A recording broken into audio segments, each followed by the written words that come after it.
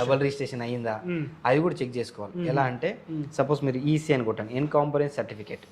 EC అని type చేయగానే మీకు ఇది క్లియర్గా వచ్చేస్తుంది. ఇది లాగిన్ పేజ్ ఓపెన్ అయితే ఇందులో మీ క్రెడెన్షియల్ ఓపెన్ చేసిన తర్వాత ప్లాట్కి ఈసీ తీసుకోవచ్చు, అదేవిధంగా వెంచర్ మొత్తానికి ఈసీ చేయవచ్చు. By plot by property.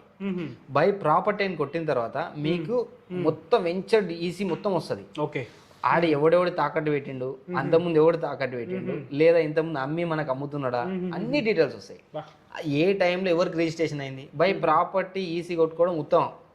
ఆ బై ప్రాపర్టీ ఈసీ ఎలా అంటే చూడండి, నెక్స్ట్ పేజ్లో ఈసీ ఉంటుంది కదా, ఇన్కంపరెన్స్ సర్టిఫికేట్. ఇది కొట్టంగానే ఇది ఓపెన్ అవుతుంది. నేనేం చేశాను, బై ప్రాపర్టీ చూస్తున్నా.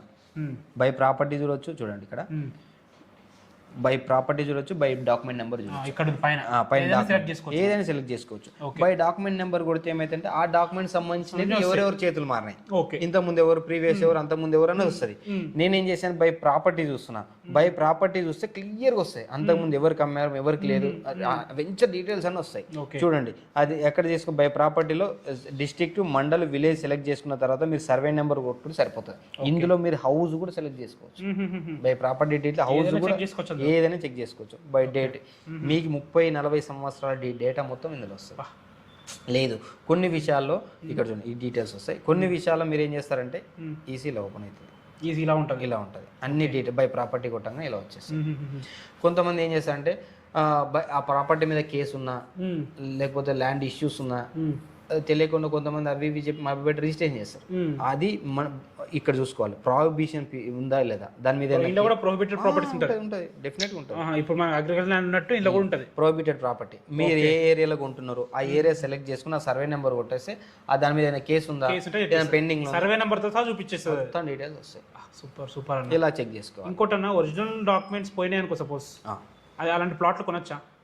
ఒరిజినల్ డాక్యుమెంట్ నేను నా దగ్గర ప్లాట్ ఉంది, మదర్ డాక్యుమెంట్ పోయింది, ఫస్ట్ డాక్యుమెంట్ పోయింది, ఆ ప్లాట్ మీరు కొనుక్కోవచ్చా? కొనుక్కోవచ్చు. తక్కువ రేట్కి ఇస్తా అంటే కొనొచ్చు. ఏ విధంగా కొనొచ్చు అంటే దానికి కొన్ని విషయాలు గుర్తుపెట్టుకోవాలి.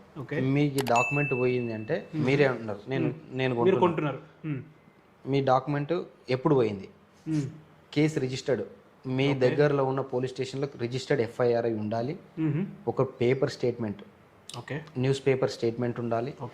దాని తర్వాత ఆ సర్టిఫికేట్, కేసు అయ్యింది మా దగ్గర ఇలా పోయిందనే డీటెయిల్స్ ఉండి సీసీ కాపీ దొరుకుతుంది. ఆ సీసీ కాపీ ఇవన్నీ వీటికి అంతా అటాచ్ ఉంటే ఎలాంటి ప్రాబ్లం లేదు. ఫ్యూచర్లో ప్రాబ్లమ్స్ మన దగ్గర క్లియర్గా ఉంది కదా, ఎఫ్ఐఆర్ ఉంది, ఇప్పుడు సీసీ